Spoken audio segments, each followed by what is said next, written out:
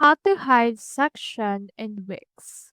So in order to hide the particular section on your Wix, what you can do is you can head over and use the deb mode on the desktop editor. I have in here this particular section which has upload and as well as other options. So in order to hide it, we just need to head over and click onto this particular section right here in order to select it. Now click onto this icon, which is the code icon. And then from in there, click onto this start coding. And then this will open in here this. What we can do is we can just click onto this collapse option, checkbox, and click on it or tick it.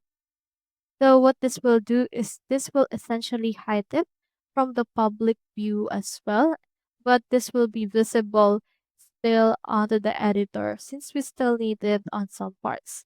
So once this values has been collapsed or hidden, this will be hidden onto the public view. So that's how you hide section in Wix. Hope we help.